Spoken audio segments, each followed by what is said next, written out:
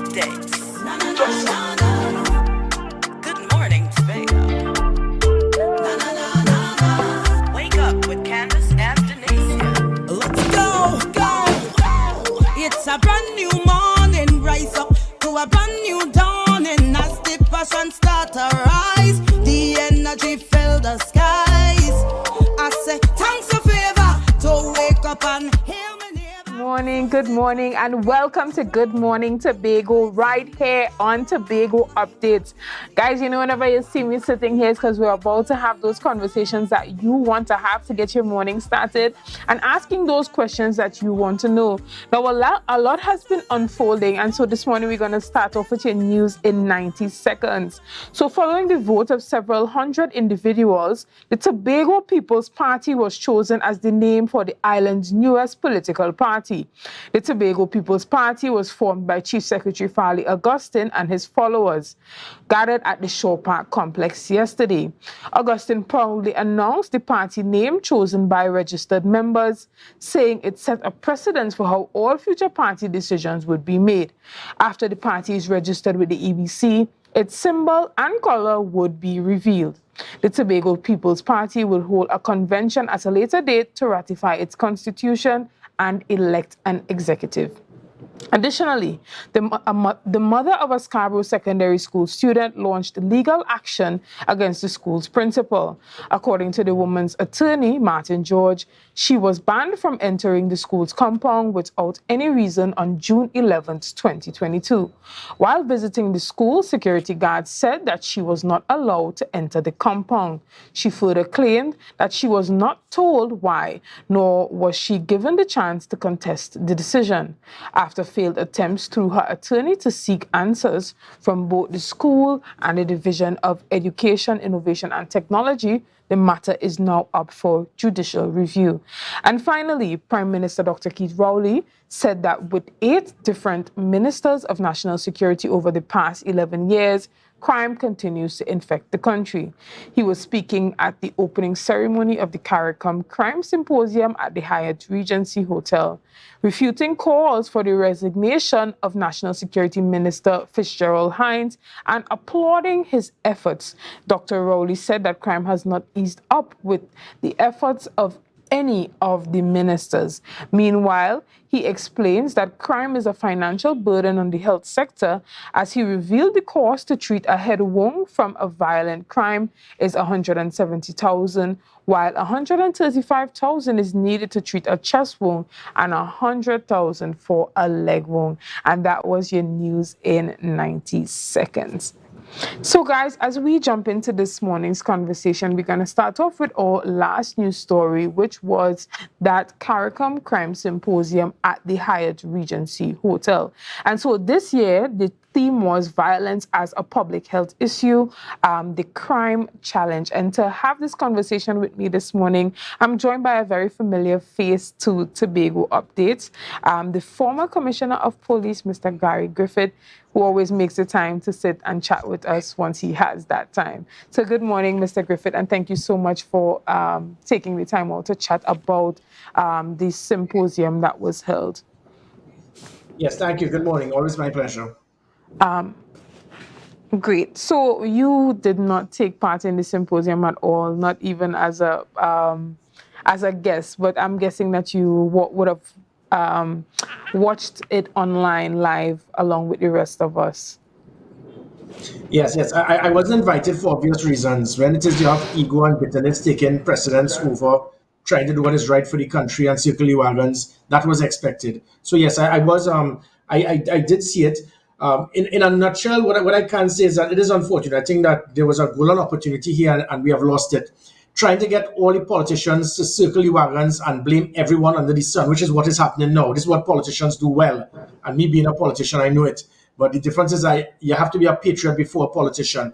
They brought all these leaders together, and what they're going to do is they're going to blame judges, they're going to blame society, they're going to blame the community, they're going to blame teachers, they're going to blame parents, they're going to blame everybody other than the individuals themselves. So even at the front page, you blame the judges. The reason the judges can give bail for persons who commit murder is because you as a politician have that in your law. So don't come and blame the judges when the judges, you leave the judges with the flexibility and you want the judges to make a decision based on their conscience. But you as a politician could say, look, it is mandatory that you should not, if you're held with a firearm, you should not have bail for 120 days. And you go, or if it is murder, it should be a non-bailable offense. So what we are seeing now is politicians trying to deflect the issue. And that is exactly what Fitzgerald Hines has also done when he said that it is not the role of politicians to come up with an anti-crime plan. But what is the reason for the crime symposium then? It must be to come up with something good. I would have expected that if you want something of value here, instead of bringing politicians with absolutely no knowledge whatsoever in law enforcement, what should have happened is have the heads of the police service, the defense force, the intelligence agencies, those three individuals from each of the CARICOM countries meet. This happened a few decades ago. It was known as SINSEC. Every year they would meet for 2 or 3 days to come up with a proper template to deal with transnational crime around the region. This year is going to be nothing other than a talk shop and something very cosmetic to deflect from the country the incompetence of the present government to deal with the issue. Former commissioner of police, you would understand and you would know, especially as a politician now, that there are some fundamental social issues that lead to the crime that we see being faced in Trinidad and in Tobago. But when we speak specifically to Trinidad, there are some underlying social issues that you think these conferences should really focus on in regards to prevention. Can you tell us about any of those social issues that you think should be taking precedence in these conversations? Oh, excellent question. Excellent. I think I have been in about 10 interviews in the last 24 hours. I think this is one of the best questions. Well done. And I'll tell you the reason why. Because what you have just done is to expose the shortcomings of what is known as criminologists in Trinidad and Tobago. That is the role of a criminologist to do. And a criminologist's role is very critical towards reducing crime in a country. Criminology is now a science. It is no longer based on guess and belief and just giving your personal views. What you have done, the only way you can come up with proper solutions to those social issues is via criminologists doing interviews with felons, with young persons who may be affected by crime. And from there, you'll be able to understand what is the issue as it pertains to the country, because each country will have a different threat assessment as it pertains to what you just spoke about, which is known as secondary crime prevention. Primary involves law enforcement, hard targeting, patrols, roadblocks, policing. Tertiary is the criminal justice system. Secondary involves the social aspects and avenues to try to get persons to turn away from a life of crime by utilizing their energies in the right manner. So that is a critical issue. That is not done properly in this country because we have no criminologists, none, who actually do what a criminologist is supposed to do. Go to the prisons, do interviews, have a meet with persons who have been affected by crime. And then when you do these interviews, you're able now to package and realize this seems to be the issue. So, for example, when it is that when they said that unemployment was not a concern for crime, when Fitzgerald Hines said the jury is still out, it shows his ignorance in understanding criminology. Because in the United Kingdom, 95% of felons who are arrested for robbery, they were asked by the criminologist, why did you commit the robbery? And they said it's because of unemployment and the need for money. It is not justification, but it shows the importance of the government now needing to find avenues to reduce the unemployment level. And those are the type of things that criminologists should do. But what they do here, they sit back, they wait for the media to call them, and they give their personal views, which does nothing to direct us as to how best to solve the problem. So for it to be done, it certainly cannot be done by politicians going in Hyatt and giving their personal view as to how best we can improve the social shortcomings, because each island may have a different social shortcoming, and you might need to put your resources in different manners, whether it is improvement in sport, role modeling, education, employment. So it will all vary, and that can only be done by criminologists doing and conducting interviews, so you can utilize those resources of social development in the right manner. It has been the idea that floats around in the public domain that a lot of the crimes that we see taking place and we see some of the lower level criminals being arrested is just the public manifestation of a deeper crime network that includes a lot of more influential persons, more richer persons who we would never ever see being arrested on the streets. What are your comments on that particular ideology in regards to crime in Trinidad and Tobago? There's always the idea that crime would never stop because the real criminals are never really being arrested.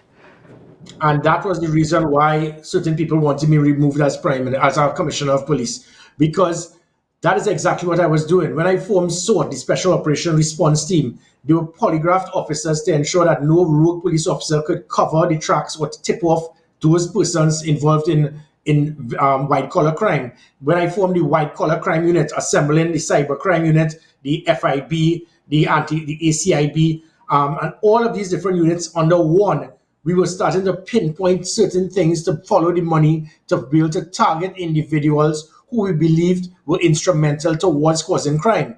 And that is inclusive of this government that continues to give hundreds of millions of dollars in state contracts to criminal elements. And they do that, I can see that for no other reason other than to ensure that they will vote for them. So when it is you give a $5 million contract for a box drain to a gang, and the cost of the box drain is 1 million, they take that 4 million and utilize that now towards purchasing more weapons, putting more hits on other gang members to get their contracts. And this is all part of the process of senior persons with shirt and tie indirectly being involved in crime. So when I started targeting certain individuals, that is where it is I stepped on toes, and politicians realized this man is getting in it too deep. And that's why as soon as I left, they shut down SORT. The white collar crime unit has now been virtually disbanded. And that is the sad thing. When politicians have that ability to manipulate the process of a commissioner of police because they believe that he is getting too close to us, it shows what is known as democratic dictatorship. So that is the reason why I've returned to be a politician again. So come 2025, I will continue where I left off as Commissioner of Police. I will continue where I left off as the Minister of National Security in 2015. In that period in 2015, it was the lowest number of serious crime in 31 years. My last year as Commissioner of Police, it was the highest reduction in violent crime in 30 years. I intend to continue to do exactly what you spoke about. There was a reason why they shut down SORT. There was a reason why it is they didn't want me there, because I was doing exactly what you spoke about. I was starting to get closer and closer to targeting those so-called big fish. And I stepped on those toes that affected certain individuals. How do you feel the removal of a number of these units are currently affecting the crime situation that we see happening right now? Yeah, well, it is automatic, it's definite. As the Minister of National Security, in total contrast to the false, misleading, and even ignorance of the comments by Fitzgerald Hines that the role of a Minister of National Security is not to come up with anti-crime plans. He is wrong, because that is what I did as Minister of National Security. And through the People's Partnership Government, we set up the National Operations Center, the Community Comfort Patrol, the Highway Patrol, the Rapid Response Unit, the Energy Sector Security Initiative, the National Security Special Operation Group, the National Security Training Academy. All of these things played a big part to ensure that it was the lowest number of serious crime in 31 years. As soon as I left office and the government changed, they pulled the plug on all of these things, and then bam, you started seeing crime escalating. When I became Commissioner of Police, I reignited several of these things, where it is I formed the Special Operation Response Team, the White Collar Crime Unit, the Operational Command Center, the Emergency Response Patrol, GPS tracking of all vehicles to ensure an immediate response. So there we were now getting a 2 to 3 minute response to any distress call on most occasions. That is what caused the criminals to peg back, because they realize now that the product of opportunity was no longer there. As soon as I left, you have pulled the plug on all of these things. So the criminals know now there's no 999 system. There's no app reporting. There's no online reporting to tip off the police. There's no more technology where we can anticipate crime, which is known as predictive policing. So they know they can go at Residence Nightclub, which is opposite the commissioner's residence, 2 minutes from St. James Station, and you can kill someone, and 45 minutes later is when the police will turn up. And this is no fault of the officers. So by doing that, and we can even look at Tobago. As the Minister of National Security with Tobago, I set up an arm of the National Operations Center. We had covert operatives in the police service working the beaches, put in proper systems at the ports to prevent illegal weapons and drugs entering the ports to get to Tobago. All of these things have been shut down, which has put Tobago even at higher risk. So yes, if it is that you pull the plug and you sabotage and you deliberately politicize national security, you're going to pay the price as what the country is getting now. Now, I have a hard question to ask, and that question is, do you really think that this government wants to fight crime, or is it in their best interest to fight crime, seeing that a number of these crime fighting mechanisms were removed? No, no. The thing is, I know I'm an honest person. I mean, I don't like. I can easily use and say that the government that they want this to happen. As it pertains, there may be individuals in government that may want this to happen because they benefit financially. This prime minister, I have never seen him as a person who who will deliberately want criminals to succeed. I think he's very passionate about certain things. What the problem with him is that he lets his ego get the better of him, and his ego turns to bitterness and hatred and vindictiveness, and that takes precedence over what is right for the country. So you may have the difference in opinion with someone, and this is what happened with himself and myself. In cabinet in 2021, I was told by several ministers, he said that if he could get 10 Gary Griffiths, he could transform Trinidad and Tobago. When I decided not to reapply for the position as Commissioner of Police, he actually contacted the AG and told the AG to change the law, and the law was changed to ensure that I will act as Commissioner of Police after my term ended. Messages were sent to me to reapply. So that showed his confidence he had in me. When certain people got to him, he is very naive, and he took the bait because those individuals benefited from crime and they realized there were certain things that I was doing that was affecting them. He took the bait, and instead of him appreciating the fact that you made a mistake because you were misled by questionable elements to do what you did, he will not swallow his ego and his pride to do what is right for the country. He'd rather see the country drown in blood. Up to now, you will think that if I'm a prime minister and I realize, look, this person, I despise that individual, but if I feel he can assist me, and I will do so. He would not. When he gets angry and upset, he does not let logic prevail. I, as a patriot, will be a patriot before a politician. I want the government to succeed. I want the prime minister to succeed. I want the commissioner to succeed. And I will help them in any way that I can, because failure for me to do so will take away anything for me to consider myself a patriot. But because of pettiness, ego, arrogance, he will not do that. And he would rather see the country drown in blood than to say, look, let me speak to Gary Griffith and find out what it is that you did as a minister and as a commissioner that had crime going down. In fact, he has now tried to divert and mislead the country by stating that change of ministers of national security cannot reduce crime. That is a lie. For the last 30 years, every time the PNM has ministers of national security in government, be it Howard Chinley, Martin Joseph, Eddie Dillon, Stuart Young, or Fitzgerald Hines, crime has escalated, except for the year when I was commissioner. Every year, when the PNM is not in government, whether it is UNC or the People's Partnership, and the Minister of National Security, be it Joe Theodore, Basdio Pandey, John Sandy, Jack Warner, Gary Griffith, Carl Alfonso, crime has gone down. So it shows that the catalyst for crime reduction is the implementation of government policies, and the main person to be involved in that are the ministers of national security, who would draft the policies, formulate it, and then the law enforcement agencies will operationalize it. So the prime minister's statement that that it would change of ministers would not make a difference. It shows his ignorance in understanding national security. But I don't think that he wants crime to go up, because this is going to ensure the removal of PNM in 2025, and that's the last thing he wants. But because of his ego and his arrogance, he will not swallow his pride to do what is better for the country. Right. And before we go to a quick break, I want to ask, what type of structure do you think would be most effective for these type of crime fighting symposium? Well, definitely one where not just the line minister of national security, but his experts. You need the technical persons there, because if you don't have that, you're going to have a talk shop, and that is what is going on now. Because the politicians there have no knowledge in law enforcement, in criminology, in intelligence gathering. So they're just talking, and they're going to babble, and they're going to blame everything. They're going to talk about the community, social development, children, parents, teachers, even Fitzgerald Hines, pornographic music, pornographic material, violent music. So that is what they do. It becomes a talk shop. What should have happened is that bringing in the technical experts, that is where you will have all the commissioners of police, all the chiefs of defense staff, all the heads of the intelligence department coming in now and coming up with a proper structure to deal with the reduction of transnational crime. That is the only value you could get from this type of symposium. Other than that, every single country will have a different view, a different concern, a different threat. The majority of the islands in the Caribbean are not violent prone. It is primarily Trinidad and Tobago and Jamaica. So you can't put a box of a crime plan, anti-crime plan, with Trinidad and Tobago and Jamaica in comparison to one or two small islands where you'll have 2 or 3 murders for the year.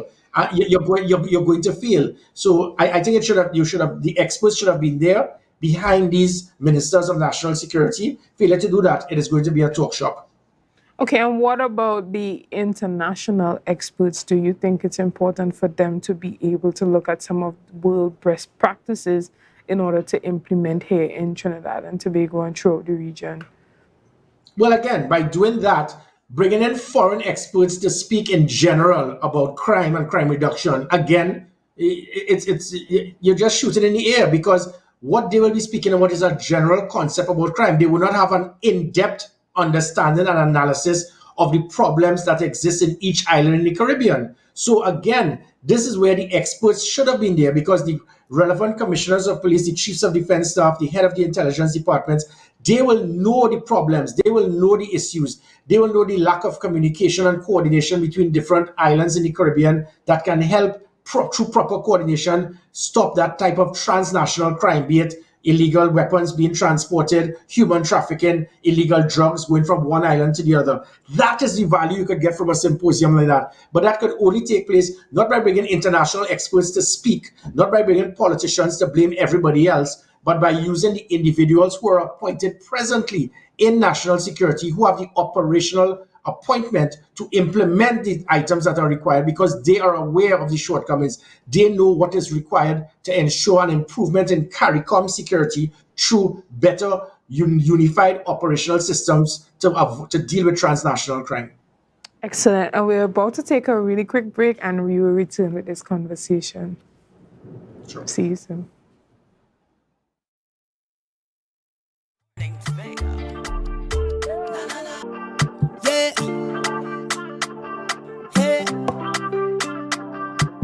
Tobago updates. Good morning and welcome back to Good Morning Tobago, right here on Tobago Updates with me, Chanel Felix, this morning. And guys, if you're just joining us, we are having a conversation on the CARICOM crime symposium that happened at the Hyatt Regency yesterday and is currently happening today.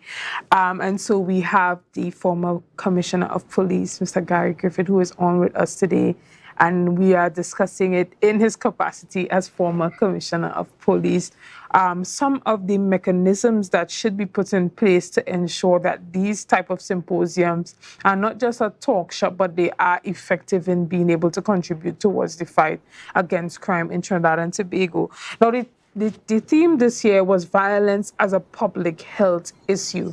Can you speak to us a little bit about that? Because I have a couple questions that I would like to ask you in regards to how this really does affect the health sector, because we see a number of the issues that are being treated with at the hospital, like the main hospitals, are crime related. This is due to the conversation or the contribution that was made by the Prime Minister yesterday when he began to list out how much it actually costs to treat patients that suffer violent wounds that are as a result of violent crimes.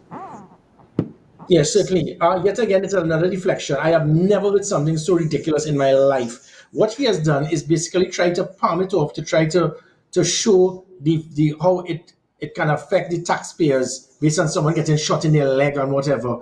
But the fact of the matter is that if you really had a concern about the health of Trinidad and Tobago, there are just 3 major factors that contribute towards 80% of the deaths in Trinidad and Tobago. 3 major things. And if it is you focus on those items and put systems in place, you can actually save many lives, because persons with heart complications and suffering from cancer and so forth, they suffer immensely because we have a system that is so outdated and backward that people spend several months for a simple procedure to deal with their heart. And then, but if it is you have $150,000, you can go to a private clinic. And while you wait that 6 months, the arteries can get clogged. So those are the things you will think that if you have a concern about a national concern of a health situation, you must look at your own health environment. But what you have done is pinpoint to say, well, if someone gets shot in his leg, this is what it will cost. If you want to go towards how it affects the country based on crime, don't look at the person being shot in the leg. Look at the death of the individual. Anytime you lose a human resource as a life, what happens after? When it is you speak about the children now being without a father, a family now being without a breadwinner, you have now lost the productivity of a hardworking individual who could have contributed to our country. He's not speaking about that. Somebody gave him what it will cost to fix a leg and a gunshot wound. That is as simplistic and as petty as you can get. And that should not be the focus, because you have turned it into a health concern. Why not a concern as it pertains to the community, to society, a socio-economic problem? You could call it anything you want, but that is irrelevant in the scheme of things. What should be happening is not what it is should be regraded as, but how you intend to stop it, how you intend to prevent it, not how much it is costing. The country is fully aware of the dangers of illegal weapons. The country is aware of the problems that a country can be affected with as it pertains to our size and having 600 plus murders per annum. But what are you doing to stop it? Not trying to explain and categorize it based on whether it is a health issue. That is irrelevant. It does not help in any way. So by trying to have a cosmetic approach to try to speak about if it is a health issue, that does not in any way help towards dealing with the issue. He cannot and does not know, similar to Fitzgerald Hines, they do not know what to do. They do not know how to put in policies. They don't know how to implement policies to have it operationalized. And what they do know to do is anything that was done by someone who does not have a PNM party card, we must pull the plug and shut it down. And when you do that, that is why we are suffering. Well, in the Prime Minister's defense, the theme for this year, for the symposium, is violence as a health issue, the crime challenge. So I'm guessing that he really wanted to demonstrate the economic burden on the health sector in regards to but that's the crime. point. It is not. When you look in the scheme of things of the billions upon billions, the several $billion given to the Ministry of Health on an annual basis, in comparison to the number of people who are treated with a gunshot wound, it is almost irrelevant in the budget of a six. He is speaking about $150,000 for a gunshot wound compared to a $6 billion budget. So if it is that it's a few $1,000,000 to repair the legs of persons who are shot, that is irrelevant. You call a crime symposium and bring in prime ministers around CARICOM to state that we usually spend about $10 million per annum roughly to deal with gunshot wounds in a $6 billion budget. Really? That is what you will see fit. The focus should not be based on if it is that we put an end to murder, to shootings, we will save $10 million in the Ministry of Health. That is irrelevant. That can be the heading for a crime symposium, trying to save several $1 million to stop gunshot wounds in a hospital. When you have a $6 billion budget, and the majority of that, you have three major issues of health that has caused the deaths of the majority of citizens in this country annually. That is the health issue. So let us not try to put this into a health situation. This is a lack of leadership, a lack of responsibility, shirking of responsibility. And the focus of this symposium should be how are we going to deal to prevent the problem, and not how much it is costing the taxpayers to deal with a gunshot wound in your leg. Right. And so another aspect of this public health issue that is seldom discussed in the public domain, and especially on the media, is the right to proper health care for prisoners and for criminals. This is something that we don't really talk about.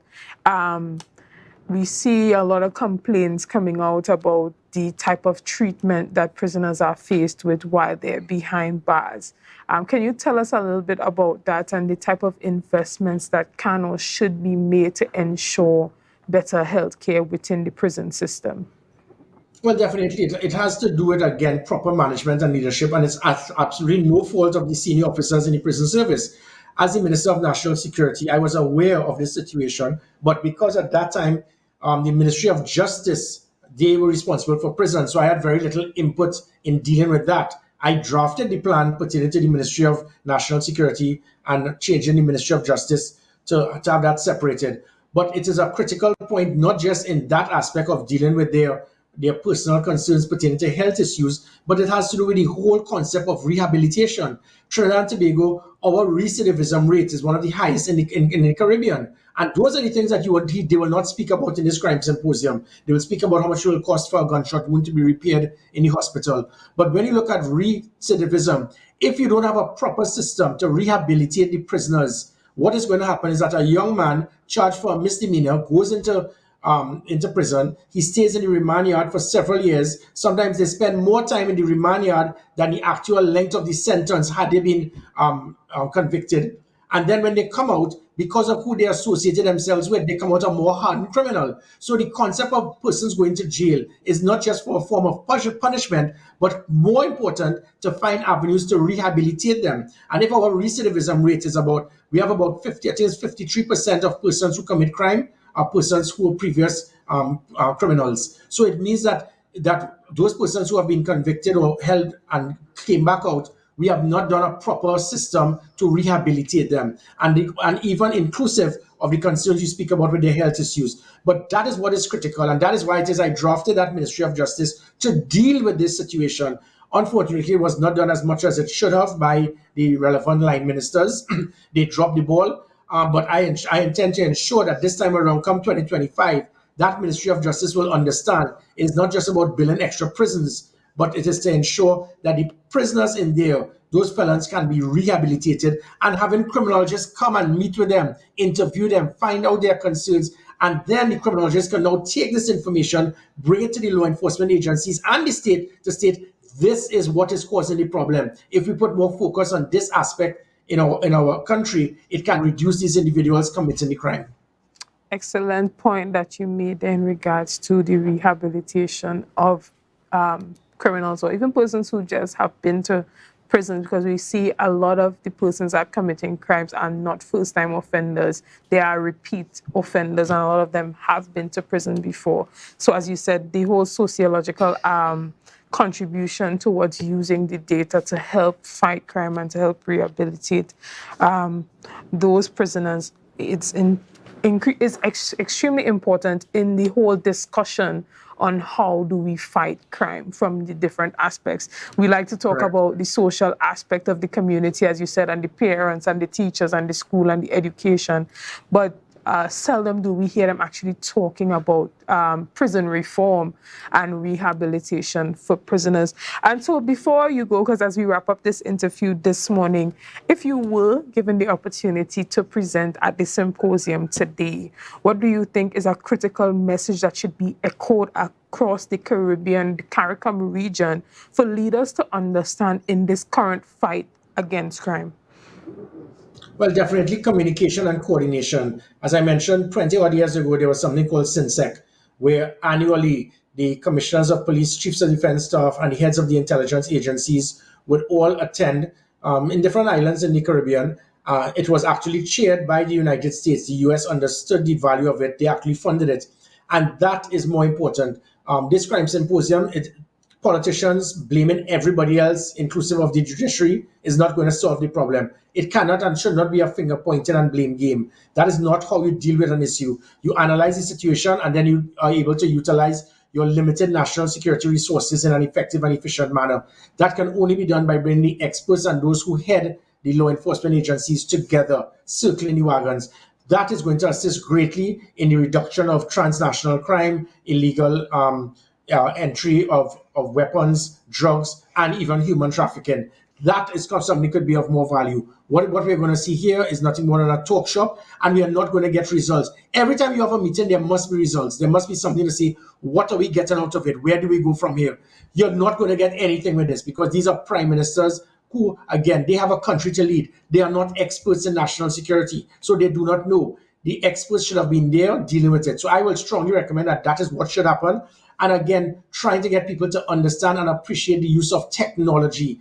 In the Caribbean, many of these islands, we do not understand how important technology is. Technology is what I use that put an end to kidnappings in Trinidad and Tobago. We were able to start arresting persons whilst they held the victims in homes and arrested kidnappers. That's why kidnapping stopped. That's why home invasion stopped. That's why extortion and all that stopped. When it is you fear technology, you're going to prevent what is known as predictive policing, stopping the crime before it happens. This when I brought in the scanners so with that you can actually go through the container and see if there are weapons in the containers, because 99.5% of murders committed by weapons in Trinidad and Tobago are illegal weapons.